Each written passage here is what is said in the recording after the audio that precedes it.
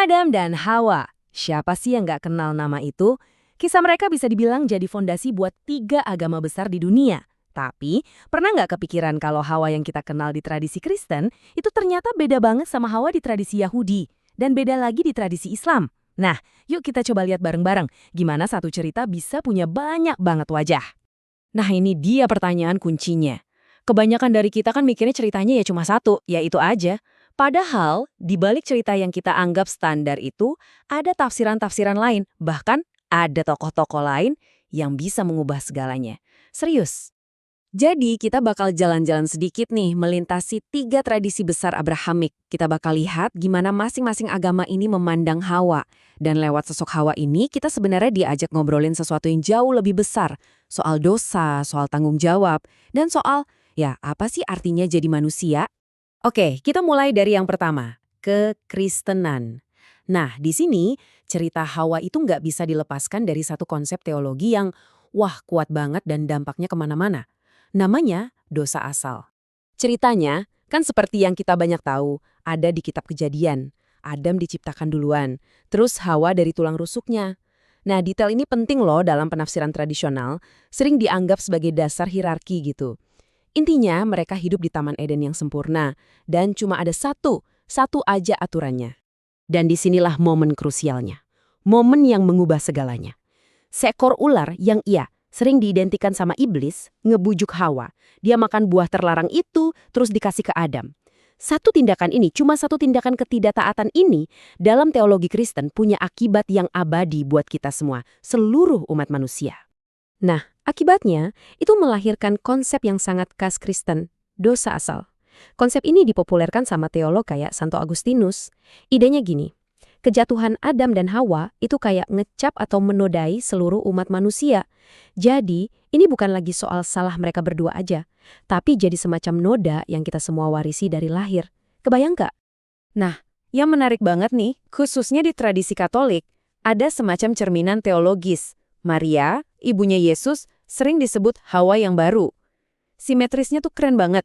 Kalau Hawa yang pertama, karena ketidaktaatannya, ngebuka pintu buat dosa. Nah, Maria lewat ketaatannya ngebuka jalan buat penebusan. Oke, sekarang kita geser. Gimana Yudaisme melihat cerita yang sama? Dasarnya sih sama, dari kitab Kejadian juga, tapi di sini kita bakal nemuin perbedaan teologis yang fundamental banget. Dan ada juga satu tokoh alternatif dari cerita rakyat yang mungkin bakal bikin Anda kaget. Dan ini dia bedanya yang paling dasar sama kekristenan. Dalam Yudaisme, nggak ada yang namanya dosa asal. Jadi rantai dosa warisan itu putus. Cerita di Taman Eden itu bukan soal kejatuhan manusia, tapi lebih kayak pelajaran pertama soal pilihan moral dan tanggung jawab masing-masing orang. Prinsip ini intinya teologi Yahudi banget. Artinya apa? Artinya setiap orang itu mulai dari lembaran bersih. Kita dihakimi ya berdasarkan perbuatan kita sendiri. Jadi kesalahan Adam dan Hawa itu jadi pelajaran buat kita semua, bukan kutukan yang harus kita tanggung turun-temurun. Tapi ceritanya nggak berhenti di Hawa loh. Jauh setelah Alkitab ditulis, di tulisan-tulisan para rabi, muncul satu sosok misterius. Lilith. Menurut legendanya, dia ini istri pertamanya Adam, diciptakan dari tanah yang sama, jadi setara. Tapi Lilith menolak untuk tunduk sama Adam, dan dia dengan berani pergi ninggalin Taman Eden. Tapi kita harus jelas banget ya soal ini. Lilith itu tokoh dari mitos dan cerita rakyat, bukan dari kitab suci. Dia nggak ada di tanah atau Alkitab Ibrani. Ini penting banget karena ini nunjukin gimana sebuah budaya bisa punya cerita resmi dan cerita rakyat yang jalan barengan. Di kitab suci Yahudi, Hawa tetap satu-satunya wanita pertama. Oke, yang terakhir kita sampai di tradisi Islam. Di sini kisah Adam dan Hawa atau Hawa sekali lagi punya jalur cerita yang unik. Fokusnya ada di kesetaraan, pertaubatan bersama, dan betapa luasnya ampunan Tuhan. Al-Quran memulai cerita ini dengan ide yang kuat banget. Adam dan Hawa itu diciptakan dari satu jiwa atau esensi yang sama.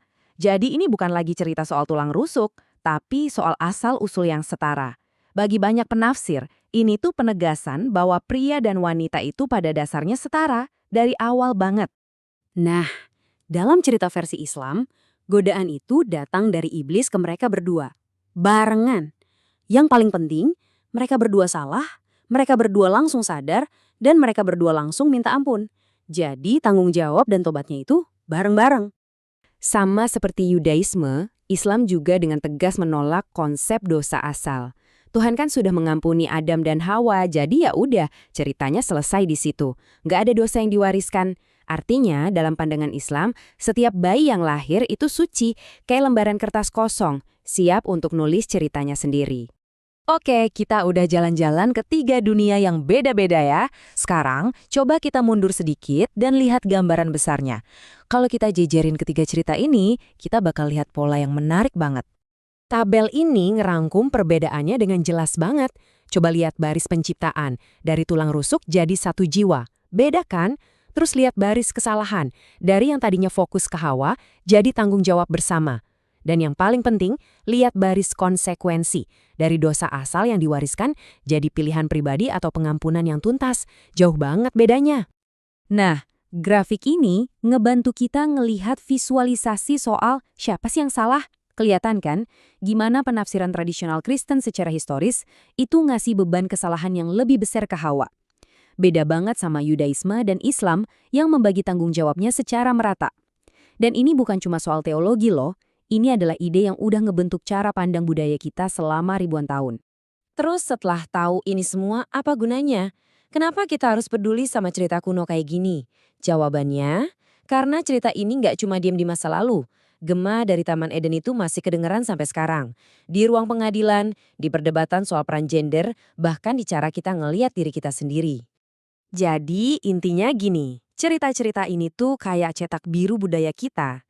Mereka ngebentuk cara kita berdebat soal kesetaraan, cara kita ngertiin hukum, cara kita nentuin mana yang benar dan salah. Cerita ini juga jadi pengingat kalau meskipun kita semua datang dari akar yang sama, manusia itu tumbuh jadi cabang-cabang yang beda banget dan masing-masing punya kebenaran teologisnya sendiri. Pada akhirnya, Hawa itu lebih dari sekedar seorang wanita. Dia itu kayak cermin. Setiap tradisi memakai ceritanya untuk memantulkan nilai-nilai mereka yang paling dalam, soal dosa, pilihan, ampunan, dan kesetaraan. Jadi kisahnya bukan cuma soal dari mana kita berasal, tapi juga tentang pertanyaan abadi. Apa sih artinya menjadi manusia? Dan ini membawa kita ke satu pemikiran terakhir. Kisah-kisah yang kita warisi, kayak kisah Hawa dengan banyak wajahnya ini, bukan sekedar barang antik dari masa lalu. Mereka itu arsitek tak terlihat yang ngebangun dunia kita. Jadi pertanyaannya bukan lagi cuma apa arti cerita itu dulu, tapi kekuatan apa yang kita kasih ke cerita-cerita itu hari ini.